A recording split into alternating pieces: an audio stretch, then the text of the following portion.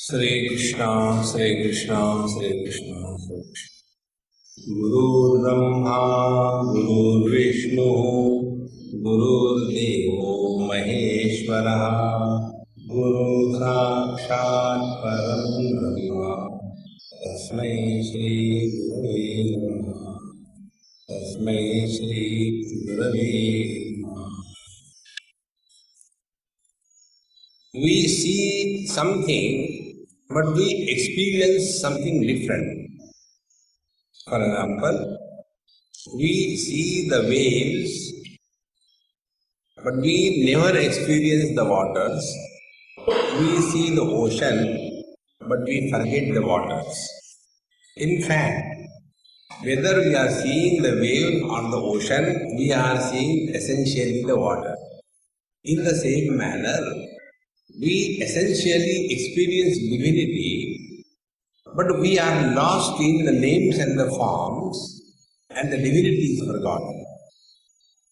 And therefore, when we come to know the essential nature of ours, then we come to know that the whole world of relativity is a big bluff. There is no truth in it. For example, these days a fashion in the construction line is the Feng Shui and the Vastu. And what is this Feng Shui and Vastu? Giving a lot of importance to the directions, north, east, west, south. If you sleep with your legs facing the south, you will die. It is not auspicious. On this corner, there should be the kitchen. On that corner, there should be the toilet. And it becomes so real. But all these things, they are essentially the space. In the Western world, is it that there is no sunrise? And in the Eastern world, is it that there is no sunset? So East, West, South, North, these directions are only superimposed on the essence called as the space. But we get lost in this. And why we get lost in this is because we have given this bluff as a status of reality. And therefore, when we come to know the truth, then we know that this whole world, the so-called religions, the so-called karma, the so-called yoga, everything is a big bluff. And therefore, we should start getting the complete and correct picture about the truth. Today, we will think about what the truth is. And after that is done, then we will try to reflect on what is our essential nature. Because we look at the world as we have taken ourselves to be. This is the fundamental rule. When I think myself with reference to money, then the world is rich or poor. When I take myself to be with reference to body, then the world has male and females. When I consider myself to be young or old, then this world has two types of people, young and old. In short, we look upon the world what we have taken ourselves to be. And therefore, when we correct our vision about ourselves, then we come to know what we were taking this world earlier, it was totally wrong. And therefore, this knowledge about one's essential nature is essential. So, first of all, we try to understand what is the reality. I'll just give you in a very simple way. The truth or the reality is beyond the options of is or is not. In the 13th chapter of Gita, Bhagavan Sri Krishna says, The truth cannot be spoken of as is or is not. Na tat sat, na asad uchyate. We are all the time in this understanding, like there is an iPod on my palm. You can see that. They will remove. Now there is no iPod on my palm. So we observe everything in this world in these two ways. Something is, something is not. Now it is waking experience. It is not a dream experience. It is a man, not a woman. In this manner, our experiences fall in the purview of is and is not. Sometime I remember, sometime I don't remember. Sometime I know, sometime I don't know. Sometime I get, sometime I don't get. See, every experience has these two options. But is this option applicable to our own presence? I am or I am not. Is this option valid? We never get experience of this option that I am not.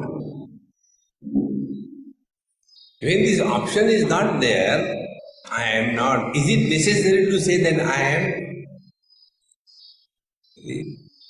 So we go beyond this optional experience.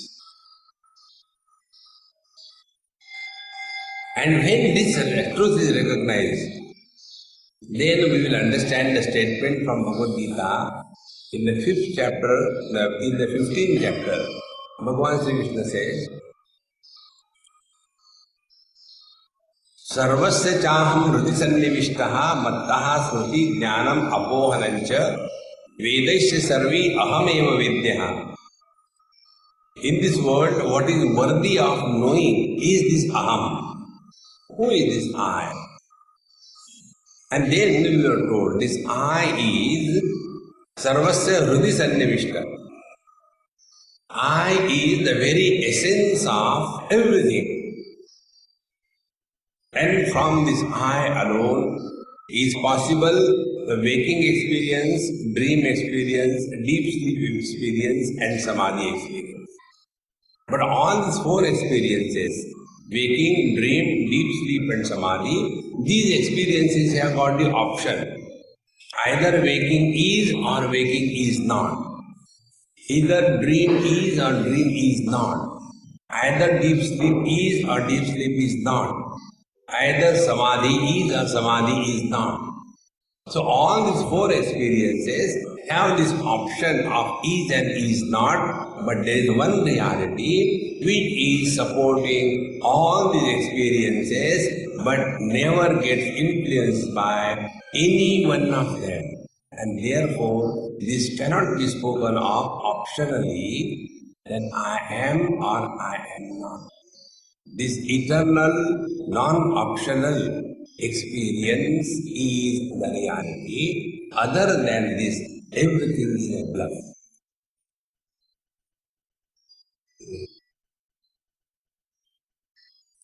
It is something like this.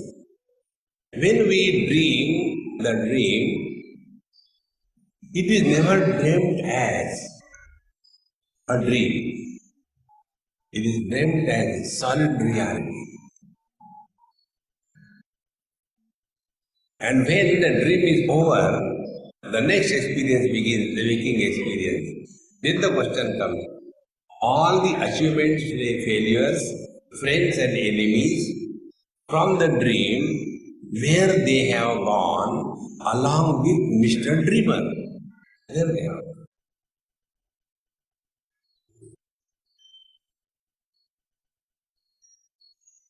This is worthy of inquiry.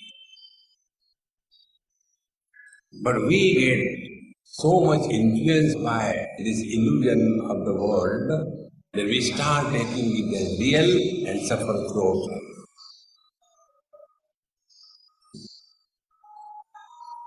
Similarly, when we are in deep sleep, where is I the mother? Where is I the father? Where is I the man? Where is I the woman? Where is I the Indian? Where is I the American? Where is I the young? Where is I the old? Where they have gone? But we continue to be. We never experience our absence. So what is the truth? The truth is that it is beyond the influence of time, space, and content. This is all. And about this truth, we cannot even say it is existence. No. Because the moment we talk about existence, we already created non-existence. Mind cannot function without the options. When I call somebody as tall, I have already created a shorty.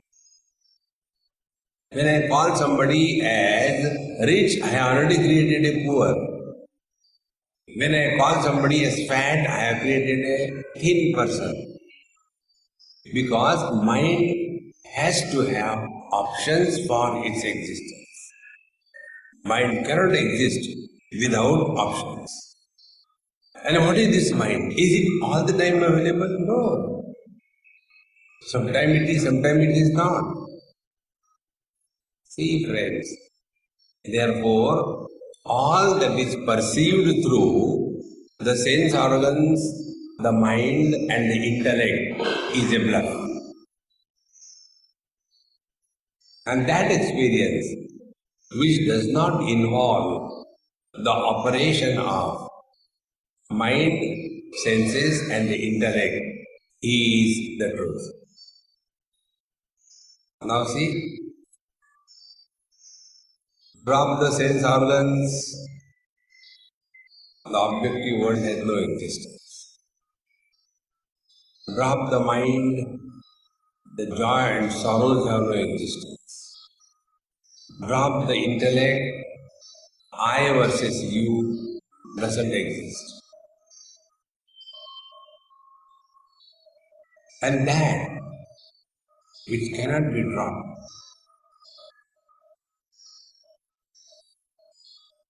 which can never be absent, because our presence is not recognized by us through sense organs. Our presence is not recognized by us through mind. Our presence is not experienced by us through the intellect. It is non-relational experience. That is the truth.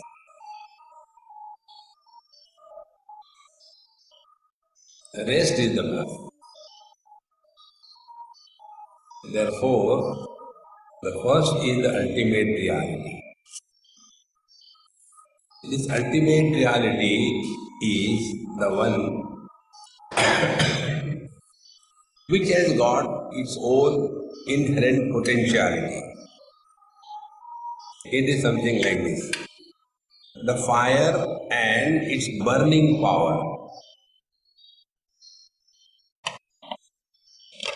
The burning power of the fire is dependent on the fire. If there is no fire, there is no burning. But this burning power can never burn the fire. Like the sugar in the sugar cane does not create diabetes for the sugar cane. The burning power can never burn the fire. So there are two things. One is fire and other is burning power. Inherent potentiality in the same manner. The self and its inherent potentiality. So the self is referred as Sat. Sat means that presence which is non-optional presence. which cannot be ever absent. Eternal presence is Sat. Now this Sat has its inherent potentiality called a Chit, the consciousness. Whenever the suffix ness is indicated, it becomes a noun, like good and goodness, bad, badness, conscious, consciousness, aware, awareness. So, the absolute reality is Sat, its inherent potentiality is consciousness, Chit. Expansion of this Chit is Ananda, the bliss.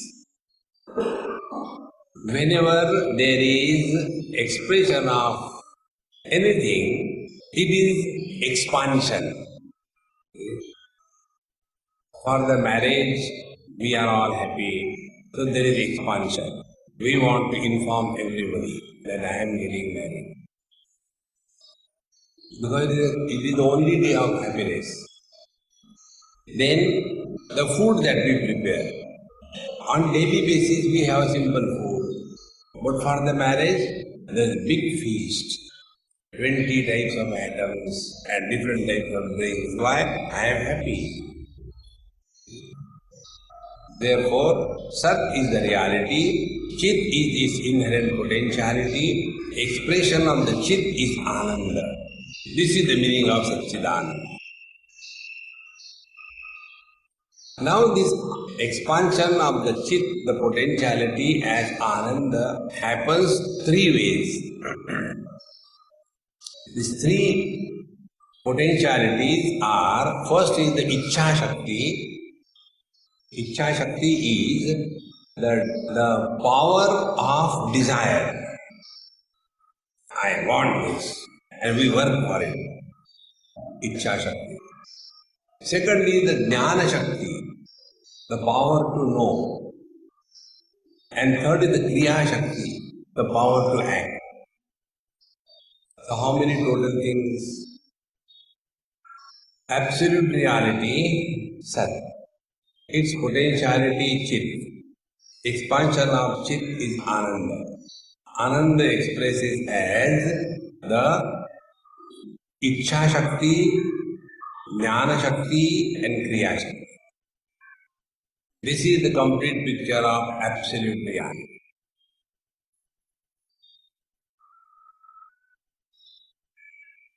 And Shakti does not have, or the power or the energy does not have any shape, any attribute. Like, if you take electrical energy doesn't have any color or form. It doesn't have any smell. You cannot touch it. You cannot see it. You cannot hear it. Because energy is without any attributes. In the same manner, absolute reality is this. Then the second step is the creation. Now what is the creation? Creation is expansion. See? Upanishad says, So kamayata bahusyam prajayeti satapotapyata satapastaptva idagam sarvam asrjata yadidam kincha satya yajja bhavata niruttanja niruttanja. The absolute reality, as if thought, let me be many. This way it is said because for us to understand. So the one alone has become many because of the acquisition of conditionings around it. Like the seed, example given in the scripture is the seed of a fig tree. Fig tree means, Ashwatha Vriksha, like Vata Vriksha, or People Vriksha, people tree. That is, it has got a very small, so small seed that we miss even. Has anybody ever seen the seed of a banyan tree? We all have seen the banyan tree. Have we ever seen the seed? It is not even to our knowledge that it is possible. And this seed is very peculiar about banyan tree. This is the example given in the scriptures. The world is, simulated with the Ashwatha Vriksha, with this banyan tree. The reason being, like in 15th chapter, Urdhva Moolam Adhishakam Ashwatham Pravarvayam Sandamsi Yasya Parnani Yastam Veda Savedi. The world is nothing but like a banyan tree. The reason being very peculiar. We even don't notice these things. If you take the seed of the banyan tree and sow, it will never germinate. But when the fruits of the banyan tree are eaten by the birds and the seeds process through the GI tract of the bird and it is excreted in the beads, that seed alone germinates. Therefore, you will see these banyan trees or the people vrikshas, they are anywhere. You can't even imagine.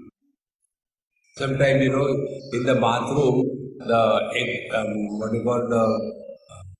pipe which is bringing out the water outside the house, there somewhere the tree grows. Who has planted it there? How it has gone? Once I saw a tree very peculiar on the top of old discarded electric post. There was one electric post, then it was discarded, but post was standing, steel post. On the top of that, there was a banyan tree growing. Who has planted it there? And on the steel, can it grow? It was growing. Because some bird must have eaten and sat over there, and he must have defecated, and it stuck there, and then slowly, because the banyan tree doesn't require a touch to the ground, it can absorb the energy from the water, air directly. In this manner, it started growing up there. So, two things, Purusha and Prakriti. Only in matter there is no samsara, there is no world. Only in consciousness, Purusha, there is no world. Only man cannot produce children. Only woman cannot produce children. When Purusha Prakriti, man, woman, when they come together, then only the samsara begins. This Vatavruksha is nothing but the expansion of that one small little seed, it goes on expanding. In the same manner, this absolute reality, with its own inherent potentiality, it expands, and that expansion is this world. Although there is expansion, but there is no corruption to the non-dual state of the reality. To understand this, let us take this day-to-day example. The day-to-day example tells us in a very simple manner, man is one. He accepts the conditioning of his father. Then who is he? Then the man is called as a son. Now the same man accepts the limitation of his wife. Then he is called as the husband. Now the same man accepts the third conditioning, that of his children. Then the same man is called as the father. So this man has as if expanded, he has become the son, the husband, the father. Because of this expansion, has he become many? He is one. He has not become many. Be very attentive. When the father dies, where the son goes?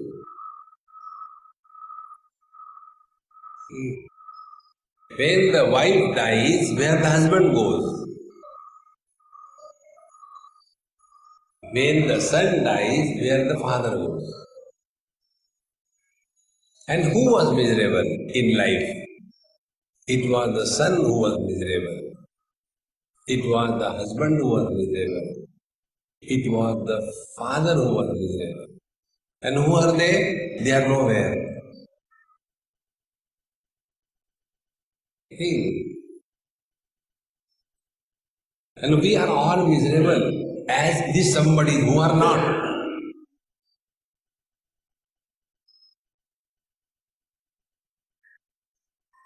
So how do we deal with this situation? First, remember, we are essentially man.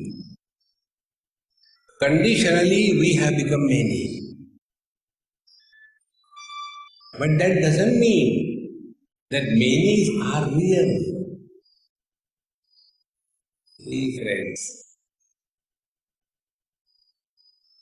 Then the question comes how to deal with the world. Play your role perfectly well, that's all. So when you are before the father, be submissive. When you are before the wife, surrender. When you are before your son, be a Hitler. So play your role, so simple. But what happens? While playing the roles, we take them to be real. And we suffer. To take the bluff as a bluff is the only way to get out of the bluff. The life becomes extremely simple. Therefore, this absolute reality with its inherent potentiality as consciousness expands as Ananda, and the Ananda becomes activated in three ways: Ichha Shakti, Jnana Shakti, Kriya Shakti. Be very attentive. Ichha or the desire, when it is for the finite, it is a cause of bondage. When the Ichha or the desire is for the infinite, it is a cause for the freedom. Knowledge about the finite is the cause for the bondage. Knowledge of the infinite is the cause for liberation. Activity in the field of finite is the cause of bondage. Activity in the field of the infinite is the cause for freedom.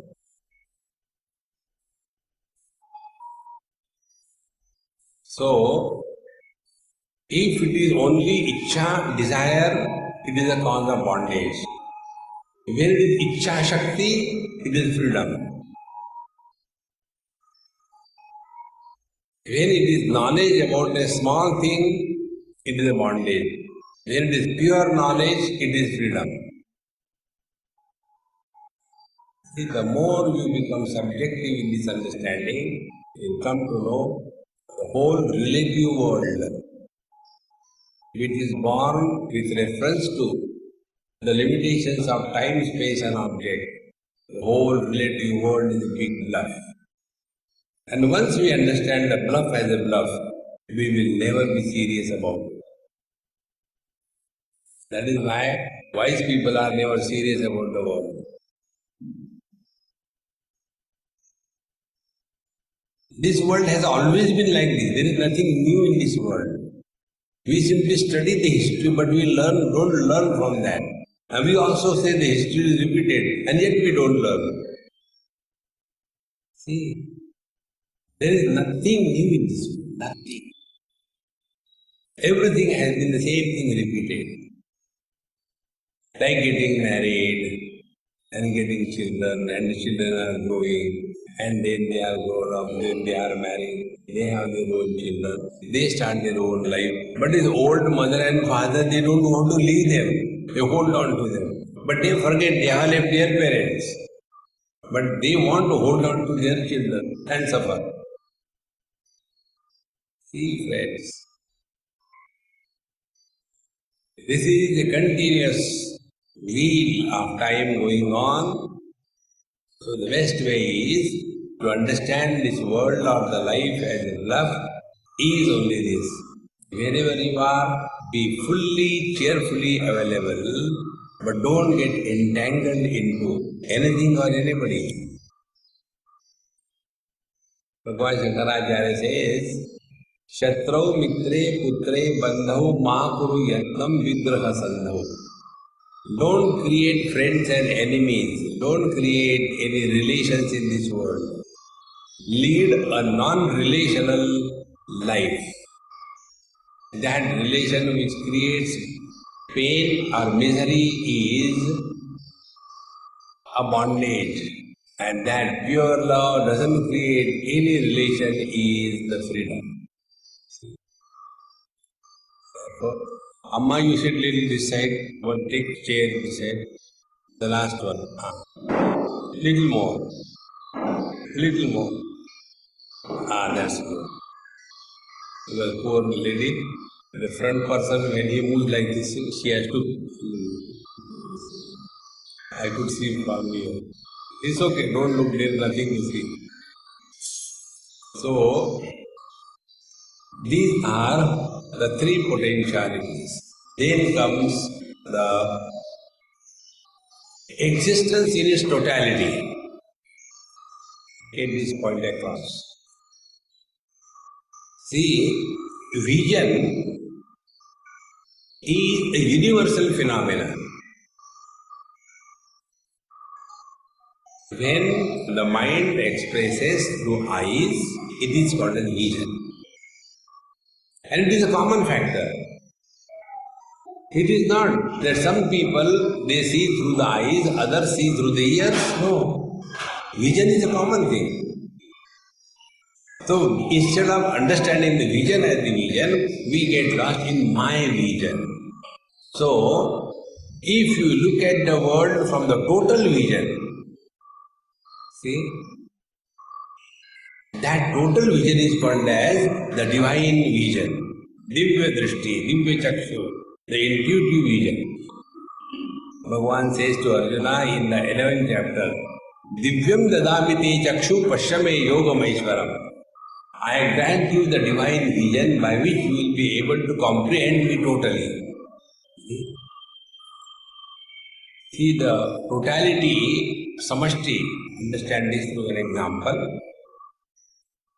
In a school, the teacher was teaching them drawing. And one day he said, today we will have examination. So he kept one teapot, cup, one flower vase, and one toy in the center, made the children sit around. 12 students in 12 positions, 12 o'clock, 1 o'clock, 2 o'clock, 3 o'clock, like that. He said, start drawing. The children looking at him.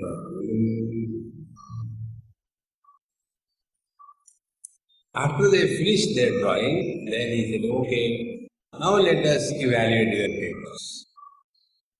So they got up to give the paper to the teacher. He said, no, you sit there only. Now pass on the paper.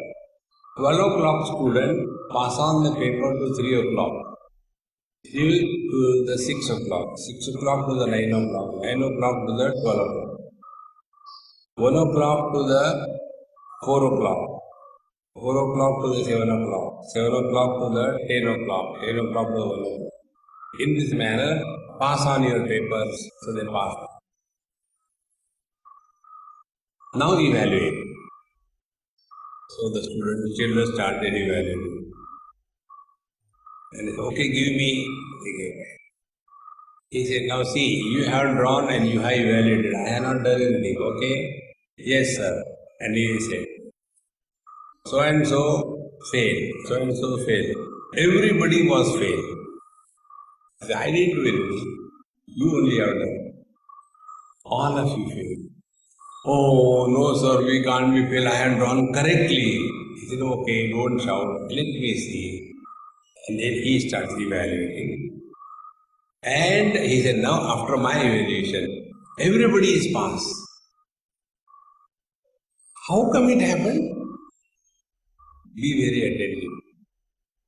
The student who was sitting in 3 o'clock place, he was obsessed with that particular angle, and for him, whatever is seen from that angle, that alone is the truth.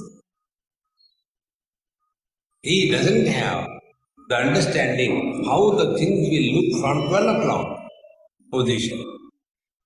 The student who was sitting at 6 o'clock position, he can never imagine or understand how it will be seen from the 3 o'clock position.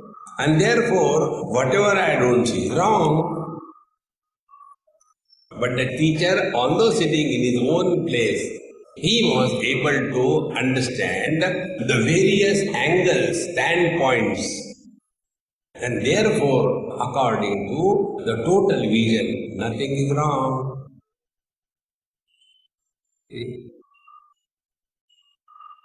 But in our life, we are obsessed with a particular angle.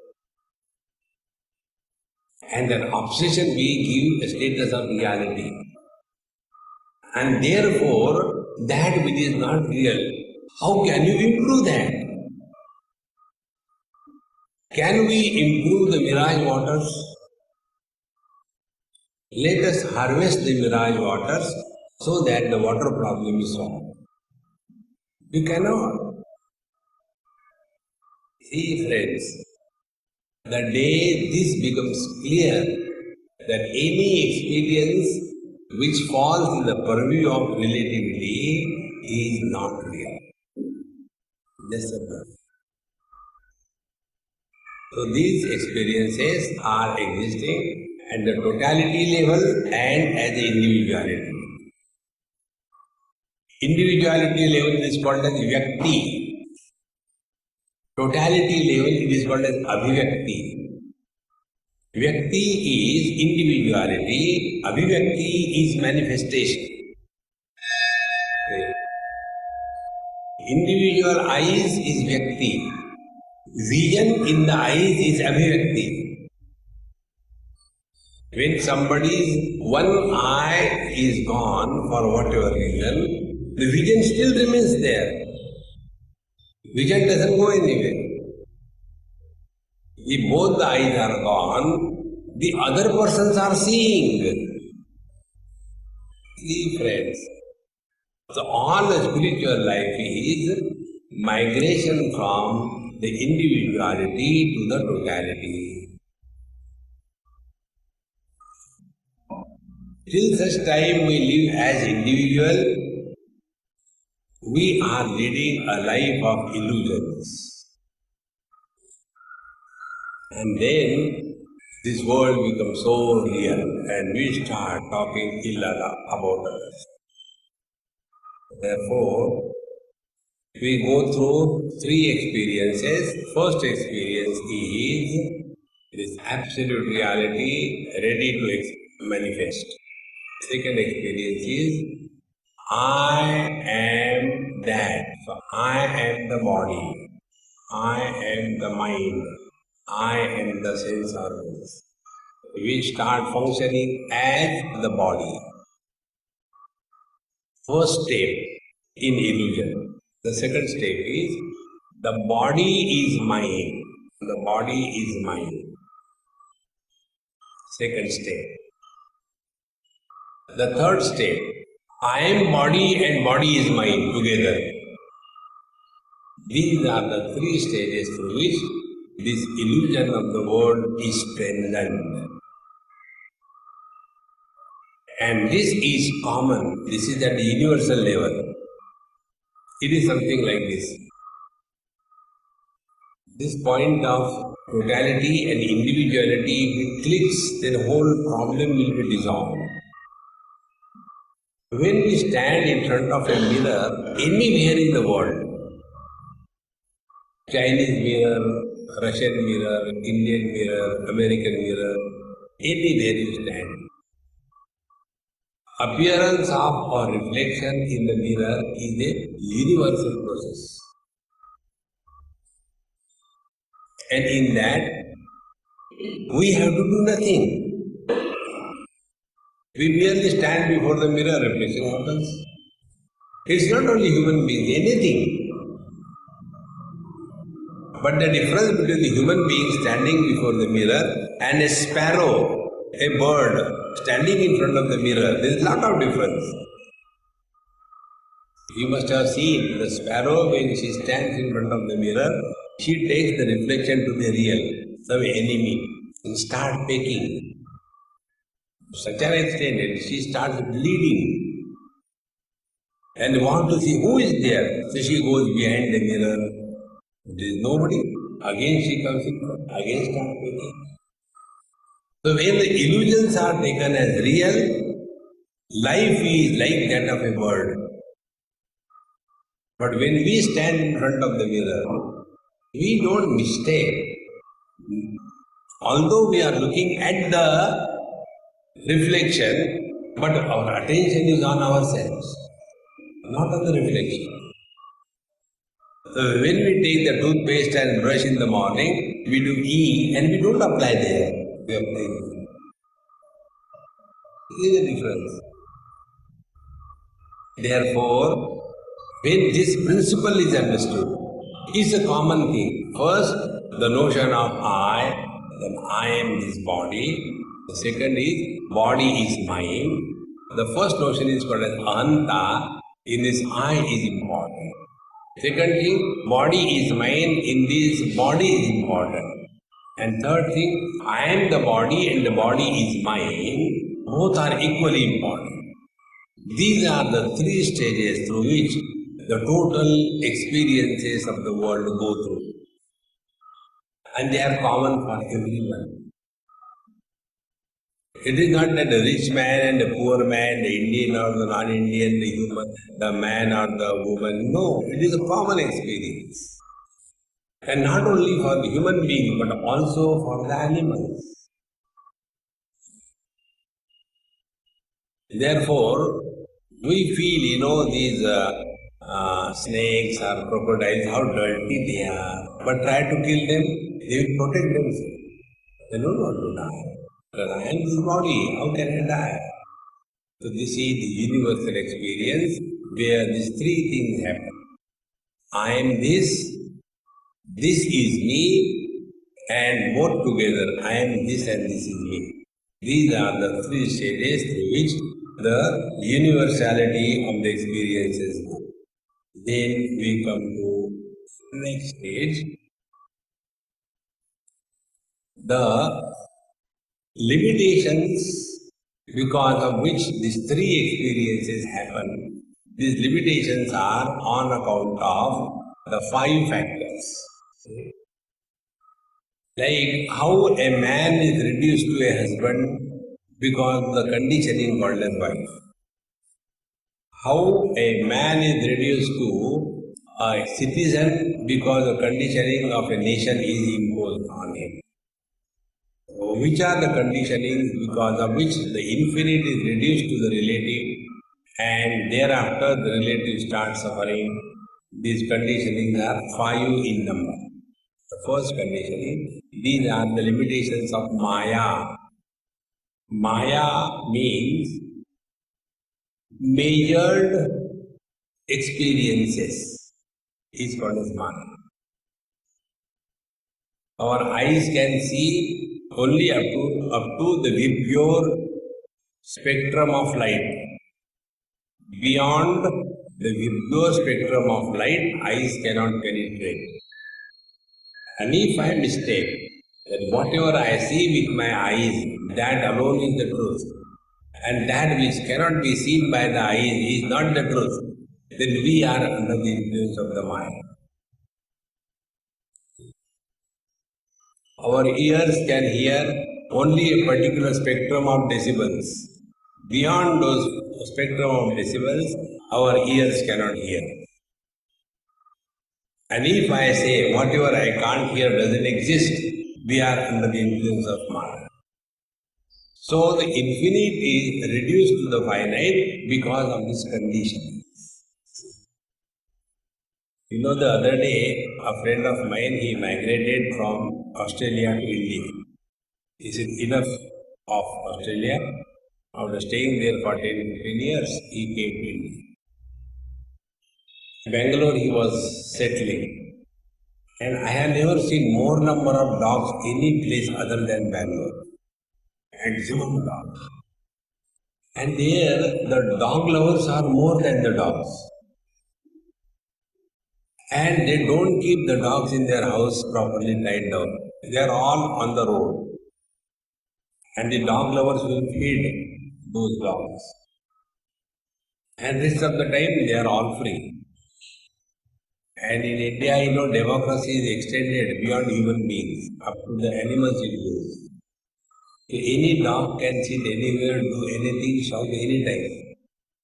So whole night they keep on barking, oh, oh. This person who has come from Australia, where there is no this kind of experience, his children, they were getting frustrated. What is this whole day and night? Oh. Where will you move? Anywhere you go, dogs will be the same. So he purchased one gadget. It produces sound waves. So he used to switch on those and put an amplifier, and in one particular direction where dogs were maximum. And all the dogs will run away. And it doesn't make any sound. So he showed me, I said, he explained me what is this. He said, Swami, this particular machine produces sound waves which are not audible to the human ears, but they are terrible noise for the dogs. And therefore, when that machine starts, dogs run away. And we are not disturbed at all. See? So our ears can hear a particular spectrum of sound waves, beyond that they can't hear. But does it mean because our ears cannot hear, there are no other sound waves? So when we come under the influence of any limitation and we take that limited knowledge as the ultimate knowledge, we are under the influence of Maya. See, friends. And therefore, unless I understand, I don't accept God. Unless I have seen, I don't accept God. Therefore, the stupid questions come. Some people ask us, have you seen God?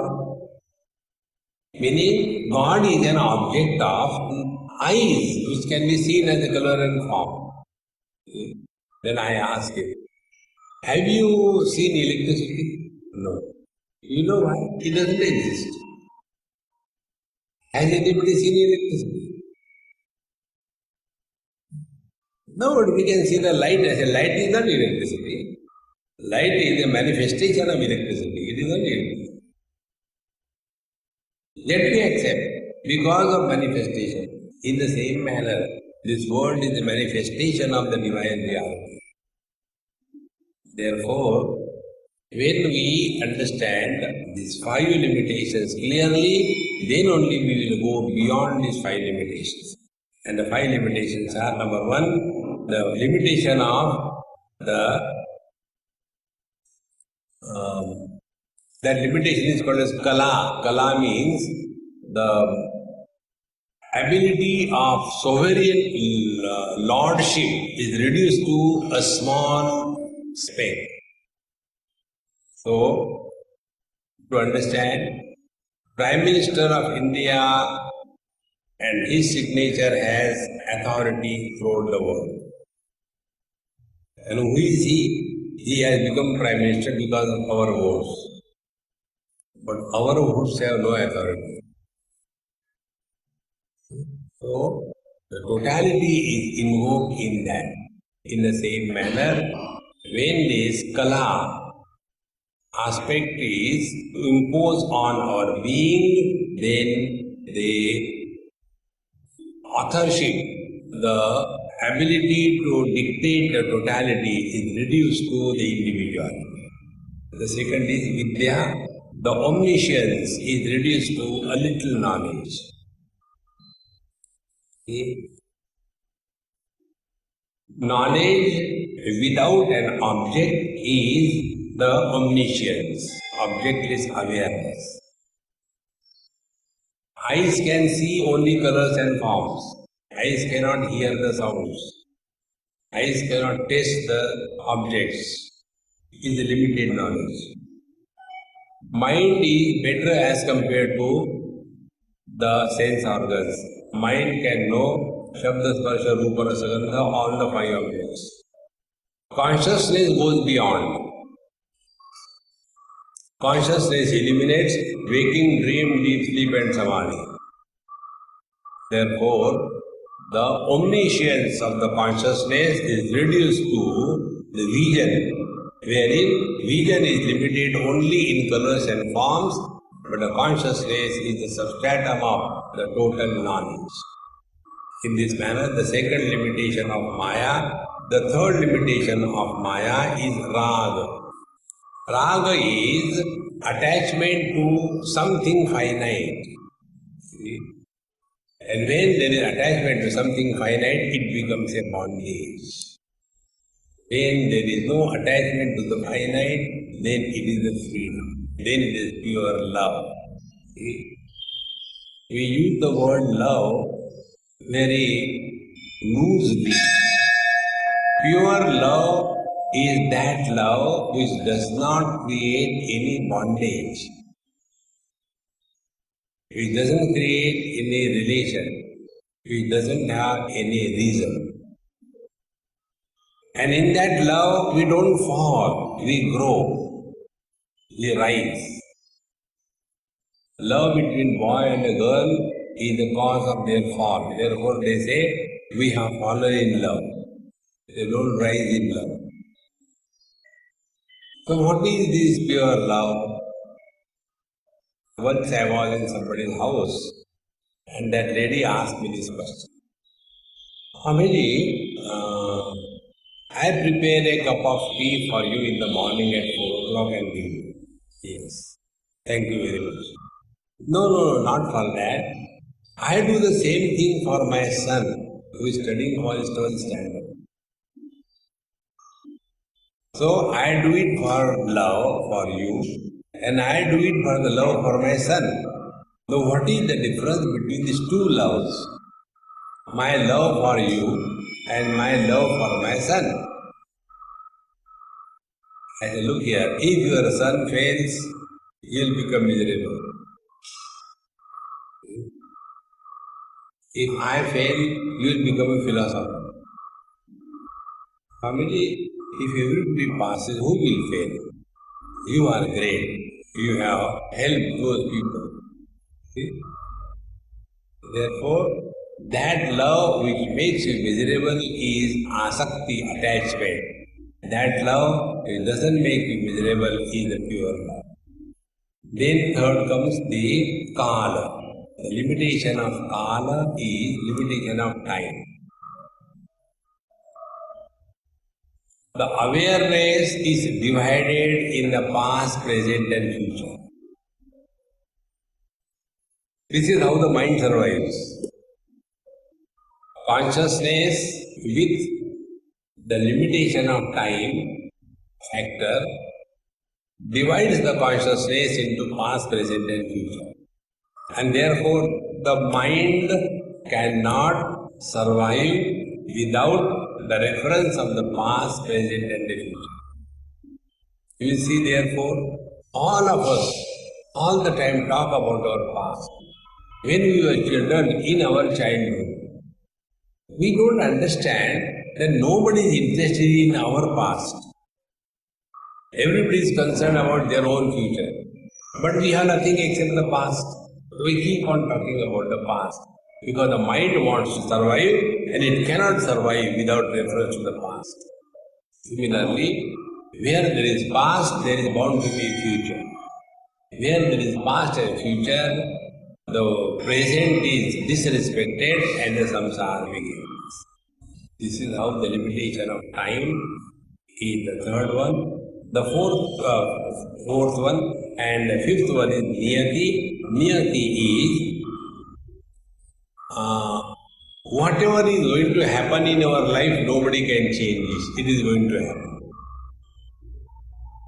And then we are exposed to a fact of sudden happening something. Everything was going on all right. Suddenly somebody reported, oh, he or she is having some kind of tumor somewhere. The other day, one lady expired. I knew him very well. She phoned me, Swamiji, I was having a little trouble in my swallowing. So I went to the doctor and the doctor checked and they said, oh, already is a carcinoma, it's a cancer case.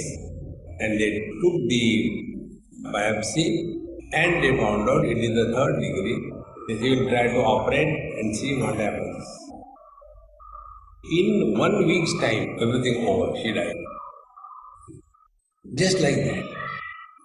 See, friends. Therefore, the fourth one is niyati. What is going to happen is going to happen. There is nothing that can change it.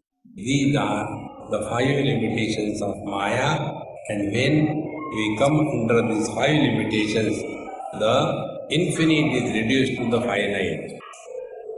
Like the man is reduced to the husband because of the limitation, in the same manner.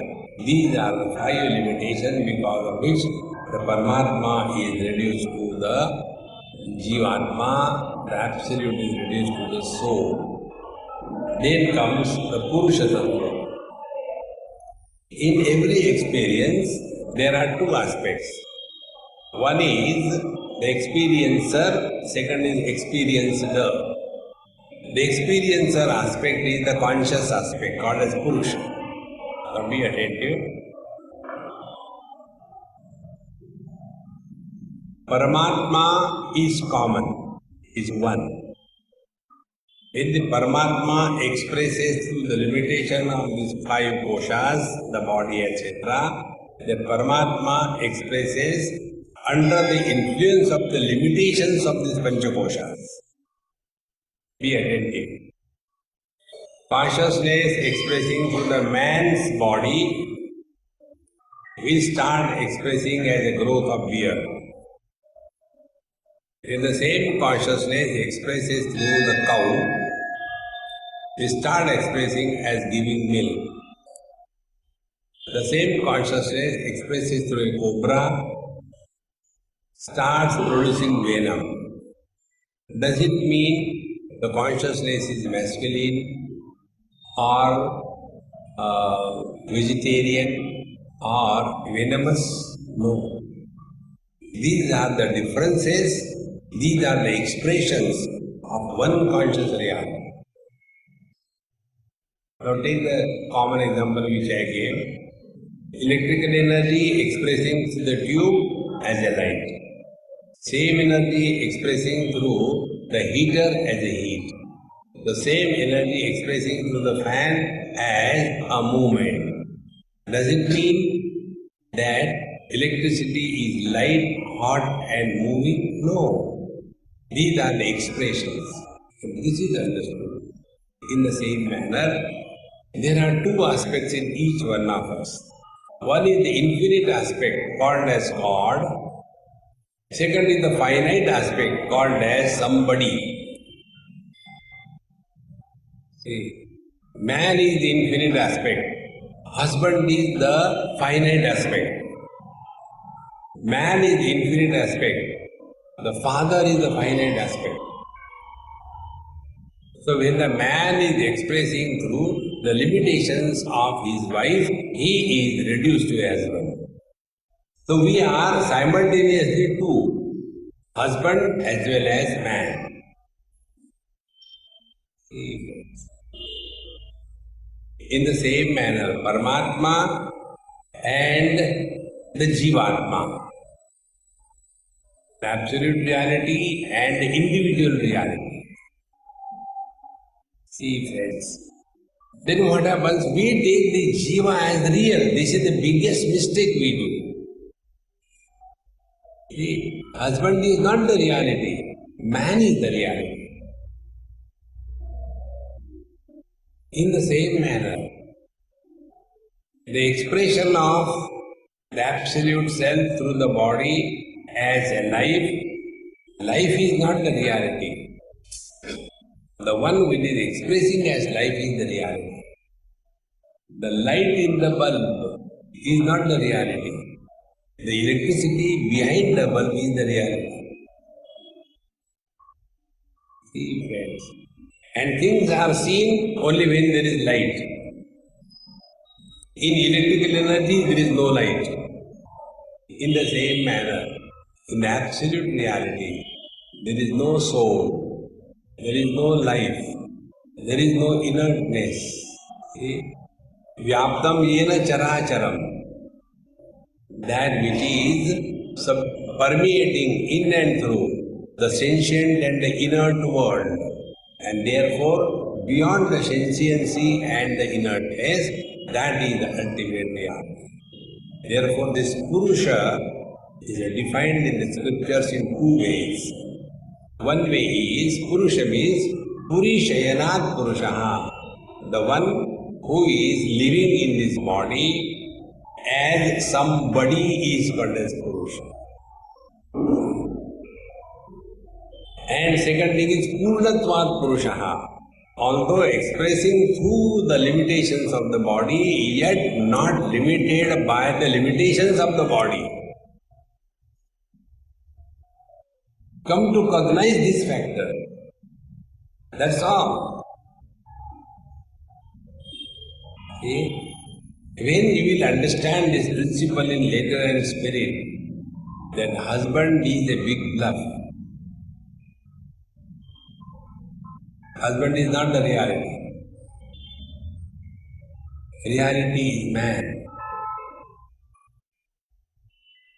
But we take the husband to be a real one and become extremely serious.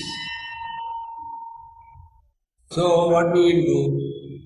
In the Western world, they try to change. They will say, I think, I am not happy with her, she is not happy with me. We could not click. So we decided to separate. They will separate as husband and wife, but live together. And introduce, she is my ex-wife, like ex-prime minister, she is my ex-wife. Ex means unknown. And then get married to another one.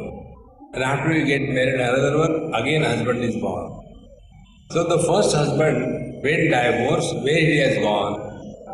Now the second husband, which is again born, is the first husband coming back or is the fresh husband born? Who is this husband? Is he individuality? No. Then how to deal with it? Take the illusion as an illusion and celebrate life. But we take the illusion as real and suffer.